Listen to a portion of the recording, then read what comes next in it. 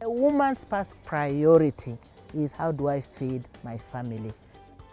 The woman will make sure people are fed properly before she feeds herself. I think the advocacy has been, how can we then focus on the women? How do we then get, especially for Africa, which still has a lot of potential in terms of agricultural productivity, to get back to farming and make business out of farming?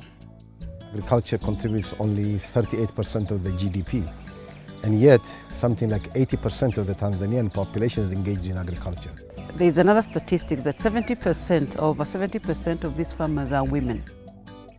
In order for the agriculture sector to really move forward in this country and to transform this economy, it is imperative that we invest in women.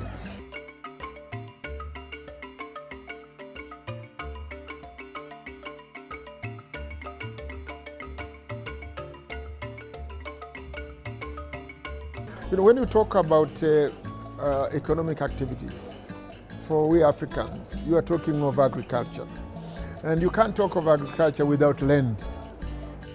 For starters, policies. The policies do not support, in country, most African governments do not support women farmers because women farmers do not own land.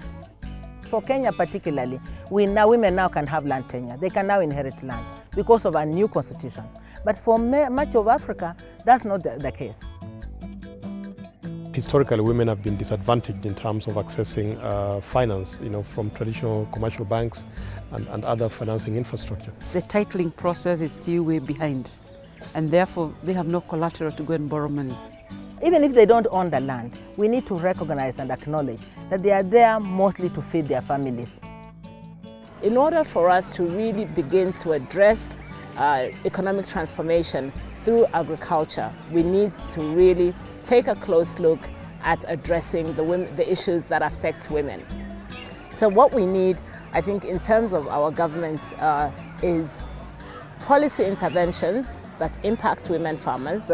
Commercial banks, the NGOs in this sector, and government and development partners support the consolidation of these activities at the grassroots level for women, and then link this up with the entire value chain up to the markets, so that women don't only produce for subsistence, but increasingly they produce to generate income.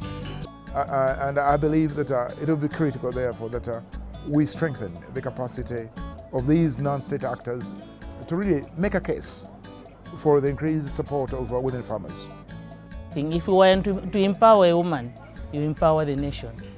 You educate a girl today, you are educating the nation. And there is a saying that if you want to empower any African household, you have to empower women. The woman is it, but supported by our men.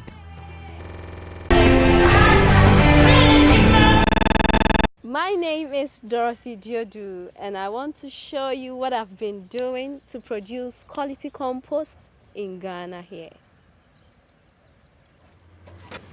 We do this on a large scale here, but for a leaf farmer, you can be a small scale farmer, a medium scale farmer, you can be a big scale farmer. All you need is your waste for your compost.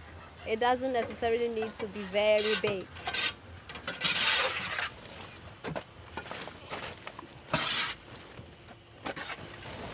This is the waste that is used as raw material for the compost, and it comes from Blue Skies.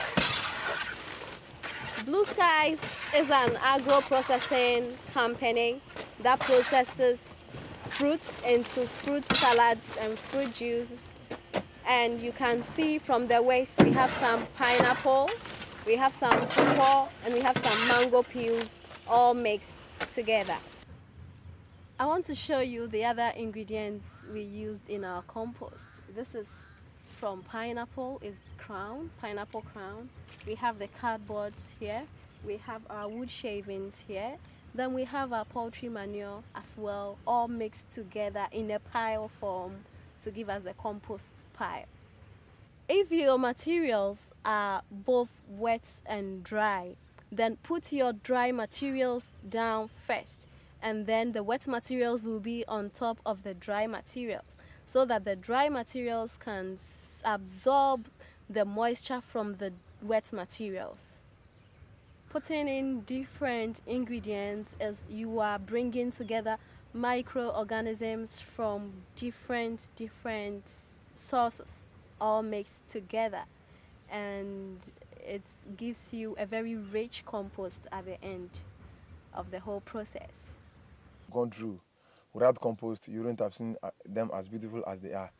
And we would like to advise all farmers, both men and women, to incorporate compost into their farming systems and to benefit from it, maybe even better than we in Ghana.